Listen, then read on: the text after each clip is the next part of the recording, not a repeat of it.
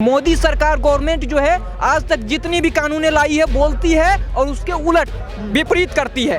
ये इन्होंने कहा कि नोटबंदी, इसके बाद 15-15 लाख 2 करोड़ रोजगार, ये आज तक तो कहीं मिले नहीं। किसान की कर्ज माफ नहीं होती है, लेकिन बड़े बड़े अडानी, अंबानी, विजय माल्या, नीरव मोदी, मेहुल चोकसी जैसे बड़े बड़े जो उद्योगपति है उसके लोन माफ होते हैं और वो भाग जाते हैं, उसको पकड़ते भी नहीं है। और किसान अगर 10,000, 15,000 रुपये, 50,000 रुपये कर्ज लेते हैं तो उनकी कुर्की जब्ती होती है, यहाँ तक कि वो सुसाइड करते हैं नहीं दे पाने के कारण। बिहार का किसान क्यों इतना कम आ रहा है, जहाँ पे बहुत कम दिख रहा है?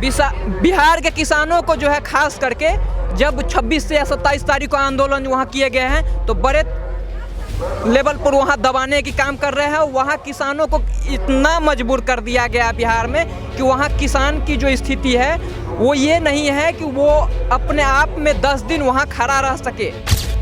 हर एक पार्टी में क्या है कि वहाँ किसान मोर्चा बना दी गई है किसानों को लॉलीपॉप देने के लिए, और उनके किसान उसी में उलझ के रह गए हैं। पूरे देश को जो ये सरकार है ये शिथिल करने के लिए ये सिर्फ देश में एक ही नीति लाना चाहते हैं जो अंग्रेज वाली सिस्टम थी कि ईस्ट इंडिया कंपनी के हाथों में दे दो, उसी तरह ये सरकार चाहती है कि अडानी, अंबानी, मुकेश अंबानी के हाथों में दे दिया जाए और उनके गुलाम बन के हम लोग रहें। मोदी के जो नुमाइंदे हैं, मोदी भक्त हैं, वो कह रहे हैं किसान की आमदन दुगनी कर देंगे, ऐसे कानून है। ये एक कहावत है, अंधी नौकरी चौपट राजा। एकता में बल है, यूनिटी इज स्ट्रेंथ। एकता जो होती है, एकता से कोई भी काम को पूर्ण किया जा सकता है। हम लोग, आप लोग जो लगे हुए हैं इतना दिन से संघर्ष कर रहे हैं, यह संघर्ष निश्चित रूप से यह जो है फलदायी होगा और यह बिल जो है खारिज होगा और किसान के समर्थन में, किसान के हित में जो बिल होगा उनको फिर से पारित करना पड़ेगा।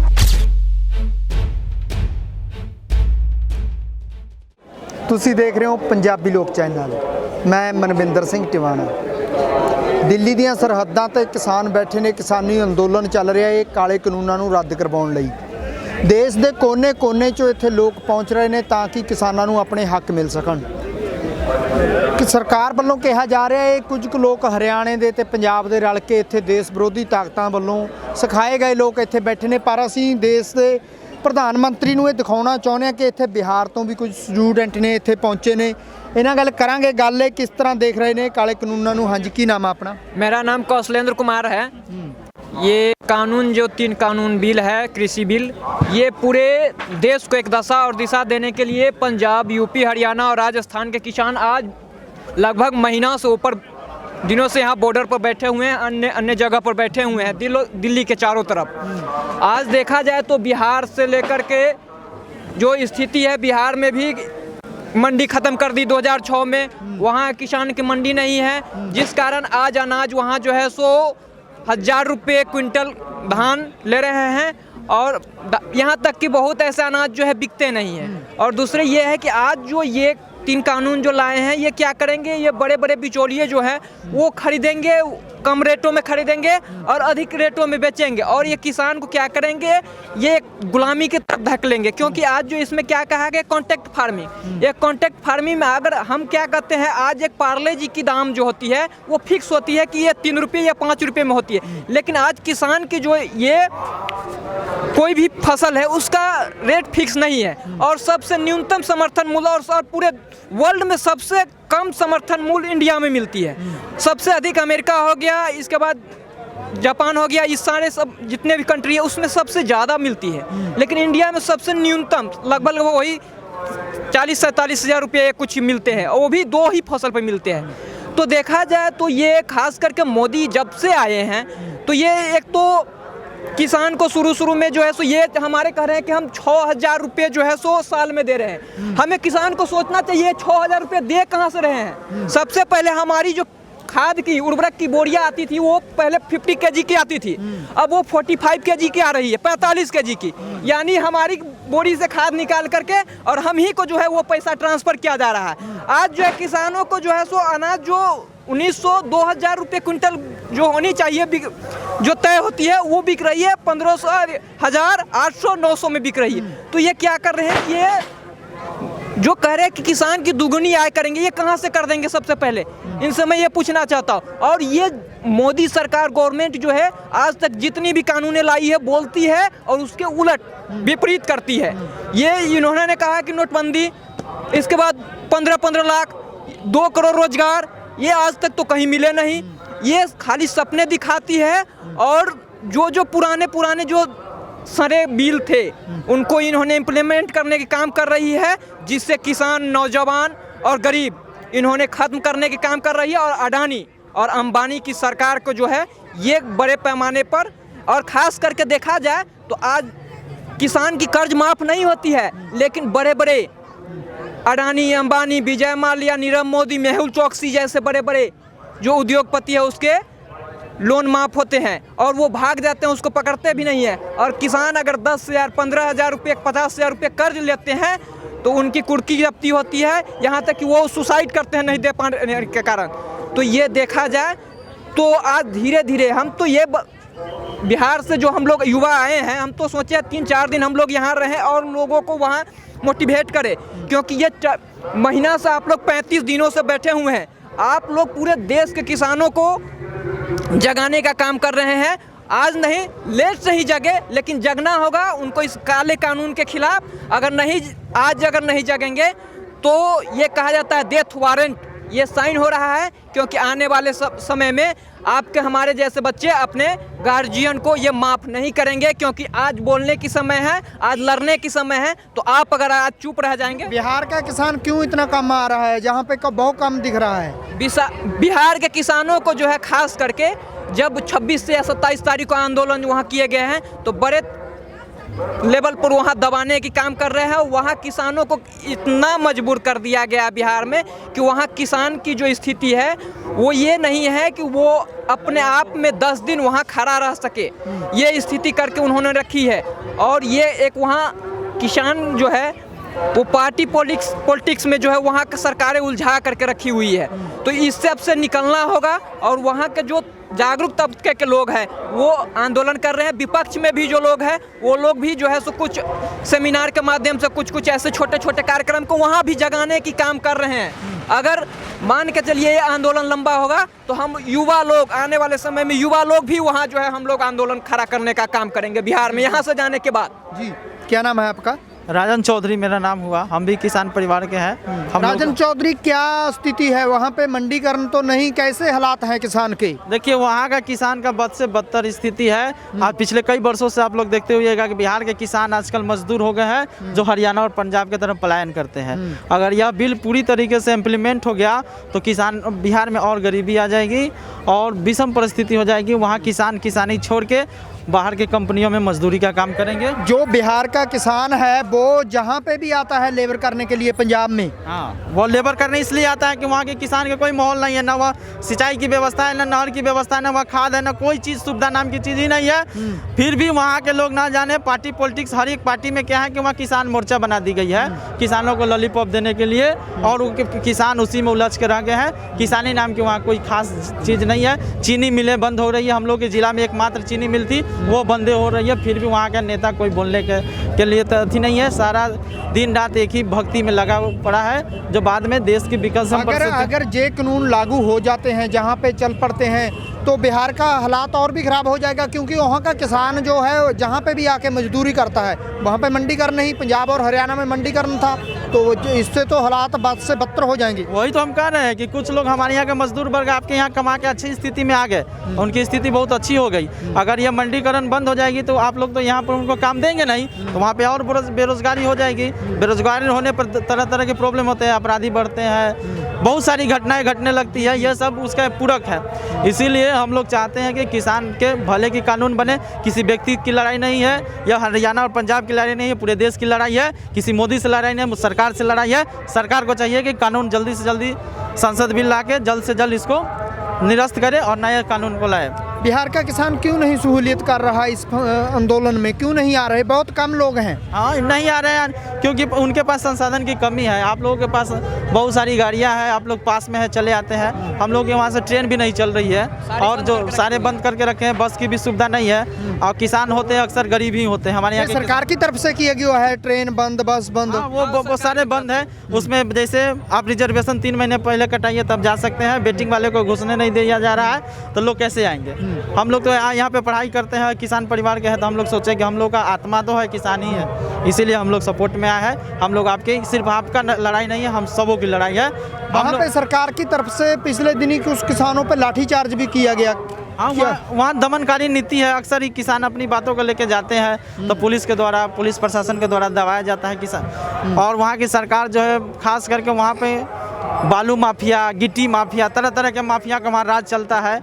शराब माफिया, ये सब का राज चलता है। तो किसान को कौन पूछता है वहाँ पे? किसान की हालात क्या हैं, घर के हालात क्या हैं? किसान के घर के हालात यही है कि किसान के अगर 3 बेटे हैं तो 2 बेटे बाहर कमा रहे हैं, 1 बेटे घर पर रह रहे हैं। वो किसानी की भी हालत बहुत अच्छी नहीं है।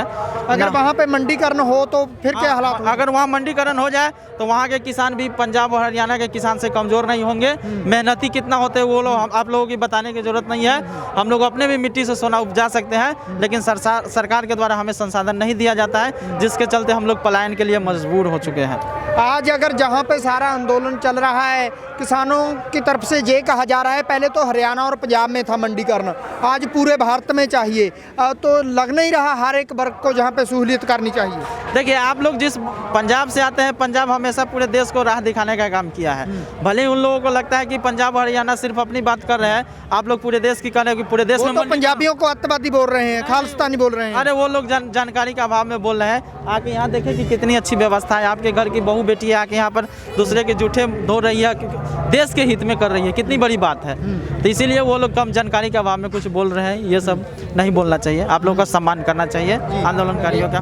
बिहार में जो है वहाँ जो है सो पैक्स चलती है, पैक्स जो ये होती है वहाँ उस ढंग से जो है सो मंडिया जो है, तो वो क्या होते हैं कि चुनाव होते हैं तो वहाँ जो जीतते हैं, जो इलेक्टेड होते हैं, वहाँ उसके पास उतने पैसे होते नहीं हैं जो वो अनाज खरीद सके।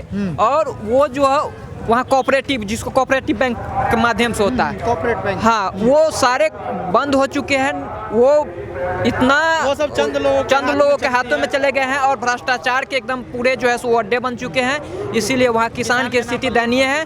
अगर आज भी वहाँ सिंचाई और मंडी की व्यवस्था, आज़ादी के बाद सबसे ज़्यादा चीनी मिल बिहार में थी और वहाँ आज सारे चीनी मिल, जूट मिल, पेपर मिल सारे बंद हो चुके हैं। अगर आज भी वहाँ सरकार अगर संसाधन दे तो आज भी जो है सो, क्योंकि आपके मिट्टी में जो यहाँ पानी की आवश्यकता अधिक होती है, लेकिन बिहार की मिट्टी जो होती है उसमें पानी की नमी की मात्रा जो है सो बहुत कम जो है सो ये होती है, सिंचाई करने की बहुत कम आवश्यकता होती है। इसीलिए अगर सिंचाई की व्यवस्था वहाँ कर दे, मंडी कर दे और विभिन्न प्रकार के संसाधन जो है जैसे उपकरण होते हैं, कृषि यंत्र होते हैं, वो सरकार अगर अच्छे बीज और खाद दे दे तो वहाँ भी आज किसान जो है सो पंजाब और हरियाणा के लेवल में वहाँ की कृषि कर सकते हैं। लेकिन आज पूरे राज्य को वहाँ नहीं, पूरे देश को जो ये सरकार है ये शिथिल करने के लिए ये सिर्फ देश में एक ही नीति लाना चाहते हैं जो अंग्रेज वाली सिस्टम थी कि ईस्ट इंडिया कंपनी के हाथों में दे दो। उसी तरह ये सरकार चाहती है कि अडानी, अंबानी, मुकेश अंबानी के हाथों में दे दिया जाए और उनके गुलाम बन के हम लोग रहें। इसीलिए और भी साढ़े को किसान ने। हाँ जी, क्या नाम है आपका? जी, मेरा नाम नीतीश झा है। नीतीश, क्या लग रहा है वहाँ पे कैसा है? तो फसल कैसे बेचते हो? मंडी तो है नहीं, कैसे बिकती है फसल? सर, अभी तो बिचौलियों के हाथ से जो है फसल को बहुत कम दाम में जो है बेचा जाता है। इससे हम लोगों को काफ़ी हरासमेंट होता है। 1,1200 रुपये जो है आपको गेहूं, धान वगैरह जो है बिकता है और वहाँ जो है किसानों का बहुत अधिक शोषण हो रहा है। तो लागत पूरी हो जाती है? जो फसल पे लागत आती है 1,1200 में क्या लागत हो पूरी होगी? जी नहीं, हो तो कभी कभी लागत भी पूरी नहीं हो पाती है। जितना अब जो खेत है वो लोग अपना प्रति बंजर न हो, इसके वजह से लोग सिंचाई करते हैं, कृषि में अपना समय व्यतीत करते हैं, लेकिन उससे जो है घाटे का सौदा हो रहा है। तो और घर का गुजारा कैसे चलता है, लोग अपना रोजी रोटी कैसे चलाते हैं? जो देखिए जो पूर्ण रूप से कृषि पर निर्भर है उनकी स्थिति बद से बदतर है। वो दिन खाते हैं रात के लिए सोचते हैं, रात खाते हैं दिन के लिए सोचते हैं। उसके साथ थोड़ा पशुपालन या हम लोग के यहाँ का लोग पंजाब और हरियाणा, आप लोग के यहाँ दिल्ली मुंबई राजस्थान, आप लोग के यहाँ आते हैं 6 महीना यहाँ काम करते हैं, 6 महीना बिहार में काम करते हैं, जिससे उनका जीविकोपार्जन चलता है। यदि वो पूर्ण रूप से प्रत्येक साल चाहे कि हमेशा हम बिहार में रहें तो उनका जीविकोपार्जन भी नहीं चल पाएगा। वो तो हरियाणा पंजाब राजस्थान यूपी का देन है। जो लोग यहाँ से किसान वर्ग के लोग भी यहाँ आते हैं और काम करके और जो है अपने बच्चे को और परिवार को चलाते हैं, जीविका चलाते हैं। लेकिन बहुत दुख की बात है कि ये पंजाब हरियाणा राजस्थान के लिए ही नहीं, ये पूरे भारत देश के लिए जो कृषि बिल लाया गया है, यह जो है बहुत ही खराब बिल लाया गया है। इससे हम किसान वर्गों को अभी और भविष्य में बहुत खामियाजा हम लोग को भुगतना पड़ सकता है।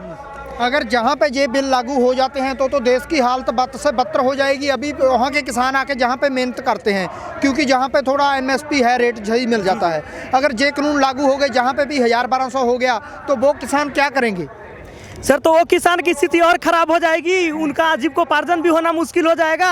अभी तो है कि यहाँ भी आकर के लोग काम कर लेते हैं और ऐसे पूरे देश का ही स्थिति, किसानों की स्थिति बहुत खराब हो जाएगा। इसके लिए हम लोग भी हर स्थिति के लिए तैयार है। अब हम लोग भी आए हैं यहाँ, हम लोग रहेंगे और लोग को भी वहाँ से बुलवा रहे हैं और जितना प्रयास हो पाएगा हम लोग भी यहाँ रहेंगे आप लोग का साथ में। मोदी के जो नुमाइंदे हैं, मोदी भक्त हैं, वो कह रहे हैं किसान की आमदन दुगनी कर देंगे, ऐसे कानून है। ये एक कहावत है, अंधी नौकरी चौपट राजा, सो वाला कहानी है। यहाँ लोगों के पास शिक्षा नहीं है। ये किसान बिल वगैरह जो है ये अभी लोग समझ नहीं रहे हैं। हमारे जो बिहारी लोग हैं वो ज़्यादातर अशिक्षित हैं, वहाँ शिक्षा के प्रतिशत कम है। बहुत सारे ऐसे राज्य हैं जो आप लोग जागरूक हैं, आप लोग पढ़े लिखे हुए किसान हैं, थोड़ा जागरूक है, इस बिल को समझ रहे हैं, तब आज यहाँ बैठे हुए हैं। हम लोग भी इस चीज़ को समझे हैं या समझ रहे हैं तो हम लोग यहाँ आए हैं।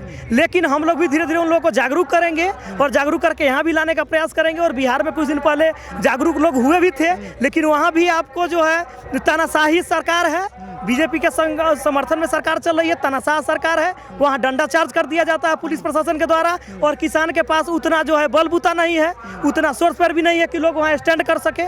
इसी वजह से जो किसान की स्थिति दिन प्रतिदिन और बद से बदतर होती जा रही है। क्या लग रहा है जहाँ पे जो आंदोलन चल रहा है इससे क्या प्राप्त होगा, क्या लग रहा है? जी, एकता में बल है, एकता में बल है, यूनिटी इज स्ट्रेंथ। एकता जो होती है, एकता से कोई भी काम को पूर्ण किया जा सकता है। हम लोग आप लोग जो लगे हुए हैं इतना दिन से संघर्ष कर रहे हैं, यह संघर्ष निश्चित रूप से यह जो है फलदायी होगा और यह बिल जो है खारिज होगा और किसान के समर्थन में, किसान के हित में जो बिल होगा उनको फिर से पारित करना पड़ेगा। जी जी धन्यवाद। हाँ जी, ये सन जो किसान जो कि इत्थे दिल्ली 'ਚ पढ़ाई भी कर रहे हैं तो किसानों के अंदोलन 'ਚ आए ने, इन्हों का कहना है कि ये ਜਿਹੜੇ बिल ने बिल्कुल गलत ने। बिहार के जो किसान ने वो इन्ने जागरूक नहीं कि वो ये बिलों बारे समझ सकन ते तानाशाही सरकारां भी इन्हों दबाउण लई धक्के कर रही ने, तो उत्थे इन्ने संसाधन भी नहीं है गरीब लोग ने कि वो इत्थे तक पहुँच सकन।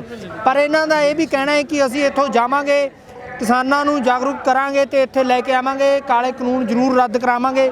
मौसम बदलदा रहे पर किसान दे इरादे अटल ने, किसान ये बिल रद्द करवा के ही जाणगे, चाहे कोई भी कुर्बानी देनी पवे। जितेंद्र टिवाणा दे नाल मनविंदर सिंह टिवाणा, पंजाबी लोक चैनल, कुंडली बॉर्डर, दिल्ली।